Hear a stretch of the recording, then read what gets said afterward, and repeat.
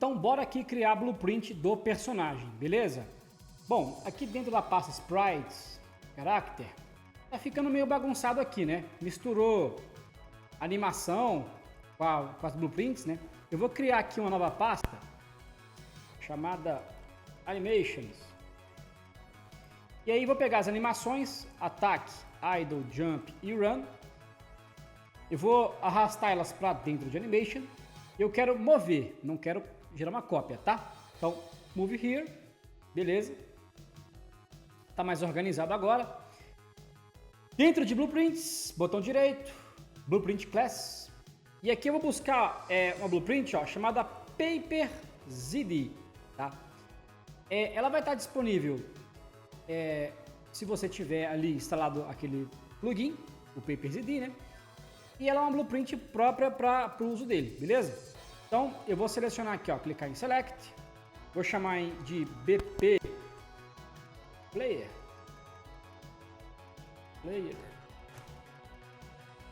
Ok, eu vou abrir aqui Blueprint. Bom, aqui eu tenho a cápsula que vai servir de colisão para o personagem, beleza? A gente procura mexer o mínimo nela, tá? Apesar que a gente deve mexer um pouquinho a coisa, mas evita o máximo possível. Aqui eu tenho essa arrow que indica qual que vai ser a direção que o personagem está apontado, que você pode girar ele ali dentro da cápsula, certo? Então, considere essa direção à frente do personagem, beleza? Então eu tenho lá, né, os componentes. A própria cápsula, a arrow, a direção do personagem. Aqui eu tenho o sprite, onde eu vou buscar o personagem, né? Vou selecionar aqui, ó, lá em Source Flipbook. Eu vou buscar aqui, ó, animação idle, tá? Vai ser animação padrão. Quando ele não está fazendo nada, ele vai estar parado. Animação de idle, né? Então vai ser a animação padrão dele, beleza? Então, já tá lá, ó, a animação já está até funcionando, né? Só que a cápsula está muito maior.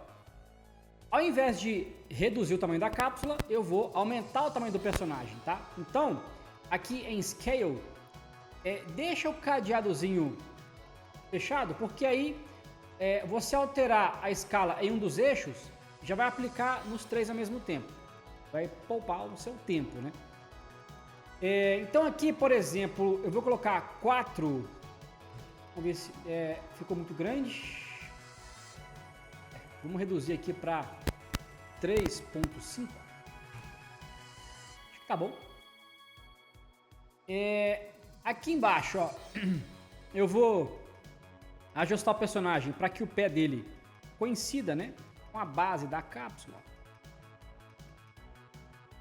Belezinha, tá? Aqui tá bom.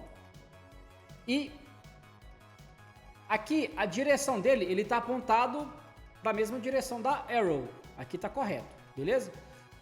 A rotação dele aqui, ó, não tá zoada, né? Não tá apontada para outro lado, beleza? Então aqui, beleza. Precisamos criar uma câmera. Normalmente a câmera já fica dentro do próprio personagem, da blueprint, né? Então aqui, antes de criar a câmera, certifique-se de que não tem nenhum componente selecionado, porque quando tem um componente selecionado e você cria outro, este componente que está sendo criado, ele vai ser criado dentro do componente que você deixou selecionado, tá? Então, certifique-se de que não tem nada selecionado. Add, vou buscar por Spring Arm. Spring Arm é um componente responsável por controlar a câmera, né? A distância entre a câmera e o personagem já tem um ajuste ali pronto, né? Por exemplo, se a câmera ela passa dentro da parede, o Spring Arm ele tem uma configuraçãozinha para que isso não aconteça, tá? A câmera simplesmente não entre dentro da parede, tá? E aí o que acontece é quando ela detecta qualquer objeto, ela se aproxima do personagem para ela sair desse objeto, seja uma parede, qualquer coisa, tá? Dentre outras coisas. Eu vou adicionar então esse Spring Arm Vou adicionar aqui, tá? Tá lá. Vai ter essa linha vermelha aí, né? Então, ela que vai ser a controladora da câmera, beleza? Então, aqui é o contrário, ó. A câmera precisa estar dentro do Spring Arm. Aqui é o contrário. Eu vou deixar o componente selecionado, tá? E vou criar a câmera com ele selecionado, para que ela já venha aqui para dentro. Eu poderia arrastar depois, mas vou deixar ela selecionada já de uma vez. Câmera. Então aqui, ó, a câmera já está dentro do Spring Arm, ó. Se eu minimizar aqui, ó, eu vejo que a câmera tá lá dentro, beleza? E que é o seguinte, com o Spring Arm selecionado, eu tenho esse Target Arm Length, né? Então, aqui eu tenho a distância entre a câmera e o personagem, esse 300 aqui, como a base da unidade de medida da Unreal é em centímetros, então eu tenho 3 metros, tá? Eu acho que a distância está muito próxima, tá? Eu vou aumentar para 500.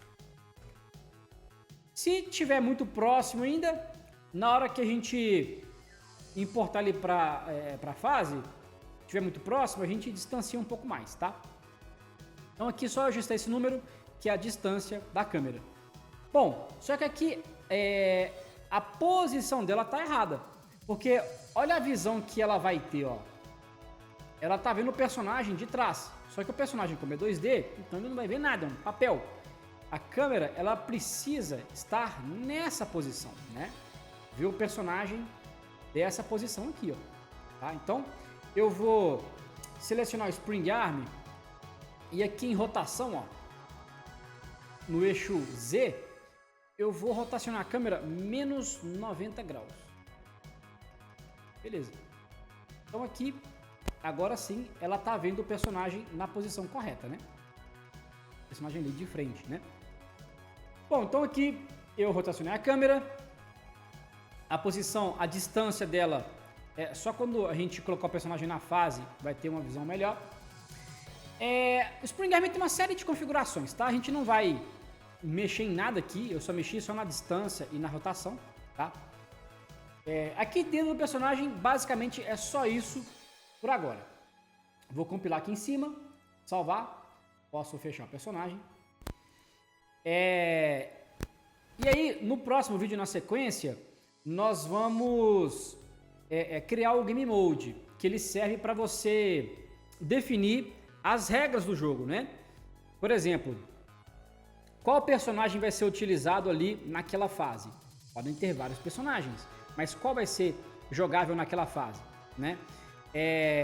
Qual HUD, qual câmera, né? Então, você pode criar inclusive um Game Mode para cada fase, para diferentes regras para cada uma, tá?